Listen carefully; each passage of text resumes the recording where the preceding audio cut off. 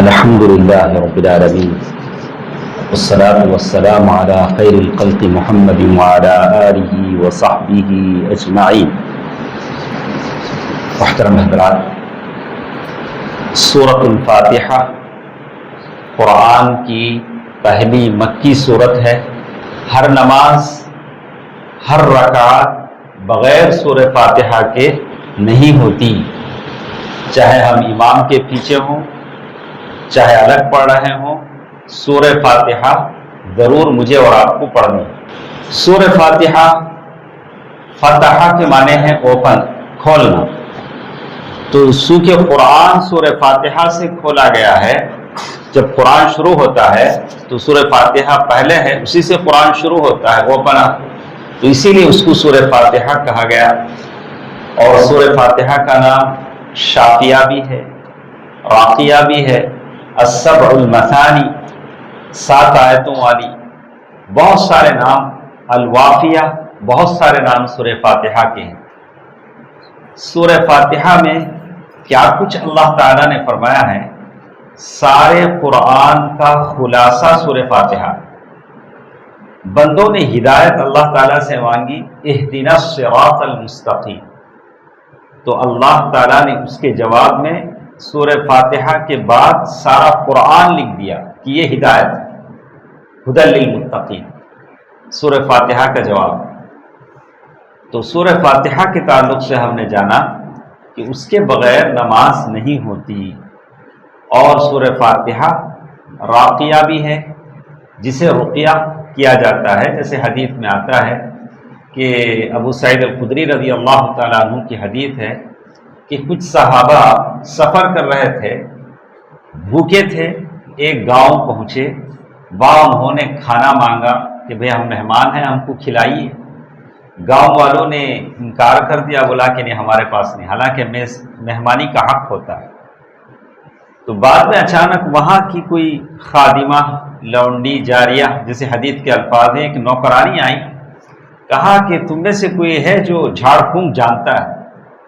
تو ہمارے سردار پٹیل کے بیٹے پر جن سوار ہے. تو انہوں نے سورہ فاتحہ پڑھ کر دم کیا، اور اس کو ایسا لگا کہ جیسے وہ زنجیروں سے چھوٹ رہا ہے، اور پھر اس کا اثر ہوا، اللہ تعالیٰ نے اس کو شفا دے دی. جب اس کے بدلے انہوں نے 40 بکریاں ان سے لی، اور صحابہ میں اختلاف ہو گیا کہ جائز ہے کہ نہیں جائز. قرآن پڑھ کر ہم نے لیا، تو انہوں نے کہا کہ نہیں، پہلے تو ہم نے ان کو میزبانی مانگی تھی کہ آپ ہماری مہمانی کریں، انہوں نے نہیں کیا. تو بعد میں معاملہ اللہ کے نبی صلی اللہ علیہ وسلم تک پہنچا، تو اللہ کے نبی صلی اللہ علیہ وسلم نے کہا کہ احق، یہ زیادہ حق بنتا تھا کہ تم نے جو لیا وہ صحیح ہے. تو علماء کا اختلاف اس میں ہے کہ کیا اس طرح کر کے معاوضہ لیا جا سکتا ہے. بعض نے کہا کہ نہیں، چونکہ مہمان نوازی نہیں کی تھی، اس کے بدلے میں انہوں نے کیا. بہرکہ بتانا یہ تھا کہ سورہ فاتحہ ایسا ہے جس کو رقیہ کے طور پر استعمال کیا جا سکتا ہے. آج کی اس حدیث میں ہمارے ساتھ اسی بات کا ذکر ہے کہ جب بھی ہم سورہ فاتحہ پڑھیں، اس احساس کے ساتھ پڑھیں کہ میرے سورہ فاتحہ کی ہر 7 آیت میں سے ہر آیت کا جواب اللہ تعالیٰ دے رہے ہیں. جب میں الحمدللہ رب العالمین پڑھتا ہوں تو اللہ میرا جواب دیتے ہیں، مجدنی عبدی، میرے بندے نے میری تعریف کی، میرے بندے نے میری بزرگی بیان کی. تو ویسے اللہ کے نبی صلی اللہ علیہ وسلم رک رک کر پڑھتے تھے کہ پیچھے پڑھنے والوں کو موقع ملتا تھا. تو لگاتار جیسے لوگ پڑھتے ہیں الحمدللہ رب العالمین الرحمن الرحیم مالک یوم الدین، ایسا کچھ نہیں. سورہ فاتحہ بریک دے دے کر آپ کو پڑھنا ہے تاکہ پیچھے والوں کو بھی پڑھنے کا موقع مل سکے. اس لیے کہ امام جب پڑھ رہے ہوں تو آپ کو خاموش رہنا ہے. فانصتوا، امام جب پڑھنے لگے تو تم خاموش رہو. کر یہ حدیث ہمارے ساتھ ہے، ابو ہریرہ رضی اللہ تعالیٰ عنہ کی حدیث ہے. وہ کہتے ہیں عن ابی ہریرہ رضی اللہ عنہ قال سمعت رسول اللہ صلی اللہ علیہ وسلم یقول قال اللہ تبارک وتعالی قسمت الصلاة بینی وبین عبدی نصفین. ابو ہریرہ رضی اللہ تعالیٰ عنہ فرماتے ہیں کہ اللہ کے نبی صلی اللہ علیہ وسلم نے فرمایا کہ اللہ تبارک و تعالیٰ فرماتے ہیں قسمت الصلاة بینی وبین عبدی نصفین، میں نے نماز کو آدھا آدھا ڈیوائڈ کر دیا ہے، آدھا میرے بندے کے لیے آدھا میرے لیے۔ اللہ فرماتے ہیں وَلِعَبْدِي مَا سَأَلَ، میرا بندہ جو مانگتا ہے میں اسے دیتا ہوں۔ فَإِذَا قَالَ الْعَبْدُ الْحَمْدُ لِلَّهِ رَبِّ الْعَالَمِينَ، جب بندہ یہ کہتا ہے الحمد للہ رب العالمین، یہاں آپ کو ٹکنا ہے، اسٹاپ کرنا ہے، الحمد للہ رب العالمین، قال اللہ تبارک و تعالی حمدنی عبدی، اللہ تعالیٰ کہتے ہیں میرے بندے نے میری تعریف کی، میرے بندے نے میری تعریف کی۔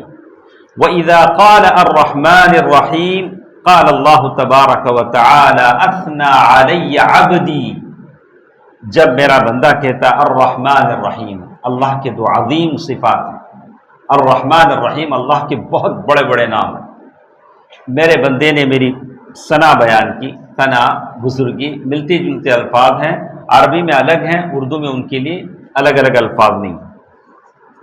وَإِذَا قَالَ مَالِكِ يَوْمِ الدِّينِ، جب بندہ یہ پڑھتا ہے مالک یوم الدین، قَالَ مَجَّدَنِي عَبْدِي، اللہ تعالیٰ فرماتے ہیں میرے بندے نے میری بزرگی بیان کی۔ وَقَالَ مَرَّةً فَوَّضَ إِلَيَّ عَبْدِي، اور کبھی ایسا بھی کہا کہ میرے بندے نے سارے معاملات میرے حوالے کر دیے، اللہ تو ہی دیکھ لے سارے معاملات۔ فَإِذَا قَالَ إِيَّاكَ نَعْبُدُ وَإِيَّاكَ نَسْتَعِينُ، اور جب بندہ یہ کہتا ہے کہ اللہ ہم تیری ہی عبادت کرتے ہیں، تجھ ہی سے مدد چاہتے ہیں، بہت فرق ہے۔ اگر میں ایسا کہوں اے اللہ ہم تیری عبادت کرتے ہیں، معنی الگ ہے، یا اللہ ہم تیری ہی عبادت کرتے ہیں، معنی الگ ہے۔ تو یہی بات کہے گی یا اللہ ہم تیری ہی عبادت کرتے ہیں اور تجھ ہی سے مدد چاہتے ہیں۔ قال هذا بینی وبین عبدی ولعبدی ما سأل، اللہ تعالیٰ کہتے ہیں کہ یہ میرے اور میرے بندے کے درمیان ہے، میرے بندے نے جو مانگا میں اسے دوں گا۔ یعنی بندہ اللہ کی تعریف کرتا کرتا اللہ تعالیٰ کہتے ہیں جاؤ اب جو مانگو گے وہ ملے گا، تو اب بندہ فوراً کہتا ہے اہدنا الصراط المستقیم، جب اللہ دینے پر آئے ہیں کہتے ہیں کہ مانگو، دینے کو تیار ہوں، تو فوراً بندہ کیا مانگتا ہے اہدنا الصراط المستقیم، یا اللہ سیدھا راستہ بتلا دے، صراط المستقیم، یا اللہ سیدھا راستہ بتلا دے، صراط الذین انعمت علیہم غیر المغضوب علیہم ولا الضالین، یا اللہ ان لوگوں کے راستے پر چلا، صراط الذین انعمت علیہم جن پر تو نے انعام کیا، احسان کیا۔ وہ لوگ کون ہیں؟ قرآن نے وہ بھی بتا دیا، اولئک الذین انعم اللہ علیہم من النبیین والصدیقین والشہداء والصالحین، انبیاء، شہداء، صالحین، ان کے راستے پر چلا، ان لوگوں کے راستے پر مت چلا جن پر تیرا غضب اور غصہ نازل ہوا، وہ یہود و نصارہ ہے۔ وَلِعَبْدِي مَا سَأَلَ، بندہ جو مانگا میں دینے کو تیار ہوں۔ ایک سورہ فاتحہ میں اللہ آپ کو دنیا اور آخرت دے رہے ہیں۔ دن میں کتنی مرتبہ ہم سورہ فاتحہ ہر رکعت میں پڑھتے ہیں؟ 2 رکعت فجر کے، 4 رکعت پھر سنتیں، اس احساس کے ساتھ پڑھیں۔ اللہ تعالیٰ مجھے اور آپ کو اس کی توفیق دے، آمین۔ والسلام علیکم ورحمۃ اللہ وبرکاتہ۔